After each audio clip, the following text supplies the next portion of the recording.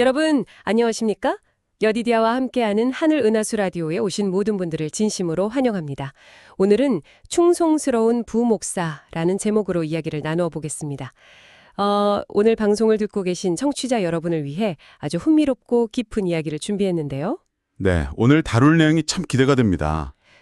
우리가 성경에서 베드로라는 인물을 딱 떠올려 보면요. 십자가 앞에서 예수님을 3번이나 모른다고 부인했던 그 처절한 실패의 장면이 가장 먼저 생각나잖아요. 그렇죠. 정말 치명적이고 뼈아픈 실수였죠. 맞아요.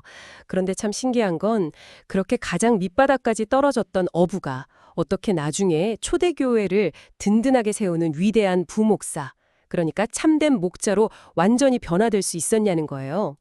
여디디아님, 예수님께서 부활하시고 나서 베드로에게 던지신 아주 핵심적인 질문이 하나 있었죠.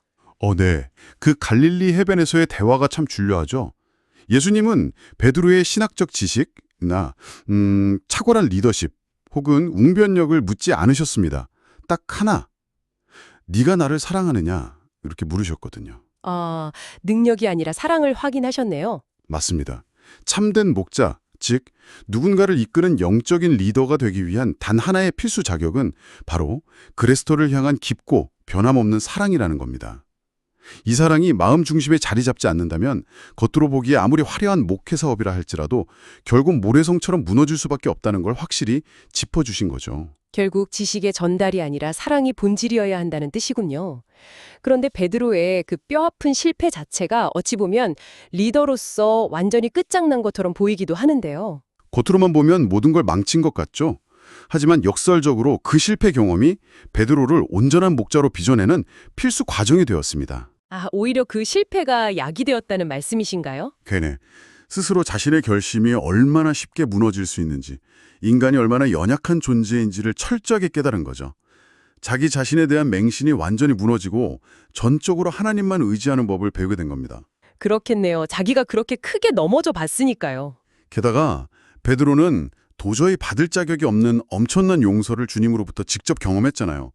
그렇기 때문에 훗날 교회 안에서 침례를 받고도 과오를 범하거나 방황하는 양떼를 대할 때 예전처럼 억압이나 권위로 짓누르지 않을 수 있었던 겁니다. 정죄하거나 가르치려 드는 대신에요. 그렇죠. 끝없는 인내와 동정, 그리고 자기가 받았던 그 용서하는 사랑으로 사람들을 따뜻하게 품을 수 있었습니다. 진짜 밑바닥을 경험해 본 사람만이 가질 수 있는 어떤 깊은 공감 능력이 생겼다고 볼 수 있겠네요. 그럼 그렇게 변화된 베드로의 돌봄은 그냥 안식일의 설교 단상 위에서 좋은 말씀 전하는 걸로 끝나지 않았을 것 같아요. 맞아요. 그게 핵심입니다. 대중 앞에서의 멋진 설교자에서 그친 게 아니에요. 진짜 성도들의 삶 속으로, 그들의 가정으로 직접 찾아갔습니다. 일일이 사람들의 일상으로 찾아가서요. 네, 영적으로 굶주린 사람들의 필요를 개인적으로 살피고 그들이 겪는 슬픔과 시련에 깊이 동참한 겁니다. 철저하게 자아를 잊은 이타적인 헌신, 이게 바로 베드로가 보여준 진짜 목회의 본질이었죠. 참된 돌봄이네요. 사실 생각해보면 당시 초대교회 신자들의 삶이 정말 만만치 않았잖아요. 직장이나 가족을 잃고 심지어 목숨까지 위태로운 로마 제국의 극심한 핍박한 가운데 있었으니까요. 매일매일이 생존의 위협이었겠죠. 그런 엄청난 고난 앞에서 베드로는 이 시련을 단순히 피해야 할 저주라고 말하지 않았습니다. 전혀 다른 관점인 하나님의 교육과정으로 해석해서 전달했어요. 고난을 교육과정이라고요? 어떻게 설명했나요? 불순물을 태우는 풀무불의 비유를 들었습니다. 용광로에 뜨거운 불이 금에 섞인 찌끼를 태워서 신결한 정금으로 만들듯이 시련은 우리 영혼에 붙은 세속적인 찌끼들을 제거하고 품성을 연단하는 과정이라고 짚어준 겁니다. 고난이 하나님이 우리를 버리셨다는 뜻이 아니군요. 정확합니다. 오히려 포기하지 않고 우리를 정결하게 다듬고 계신다는 확고한 사랑의 증거라는 거죠. 그래서 베드로는 핍박 속에서도 금이나 은 같은 외모를 꾸미는 데 집착하지 말라고 권면했습니다. 외면의 화려함보다 내면을 가꾸라고 한 거네요. 네, 썩지 않을 온유하고 안정한 내면의 아름다움을 가꾸라고 했죠. 그리고 무엇보다 그 거친 시련 속에서 신자들끼리 피차 뜨겁게 사랑하라고 간곡히 당부했습니다. 환란 속에서 흔들리지 않는 내면을 가꾸고 서로 굳게 연대하라는 메시지. 오늘 이야기가 지금 이 시대를 살아가는 우리에게도 참 깊은 울림을 줍니다. 그렇습니다. 청취자 여러분도 오늘 베드로의 이야기를 통해 큰 위로와 희망을 얻으셨으면 좋겠습니다. 베드로의 그 치명적인 실패와 뼈아픈 눈물은 결국 다른 사람들을 위로하고 굳게 세우는 가장 강력한 무기가 되었거든요. 실패가 무기가 되었다. 참 놀라운 역설이네요. 네, 혹시 지금 감당하기 벅찬 시련의 터널을 지나고 계신 분이 있을지 모르겠습니다.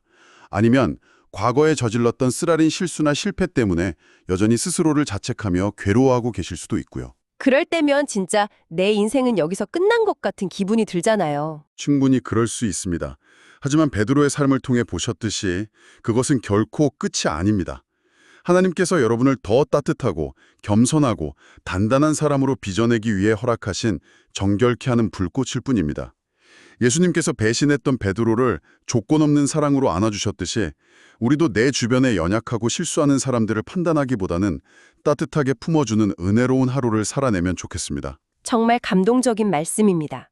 지금 여러분의 삶에서 가장 큰 실패라고 생각하는 그 일이 어쩌면 여러분이 한 단계 더 도약하기 위해 꼭 거쳐야만 하는 거룩한 훈련장은 아닐까요?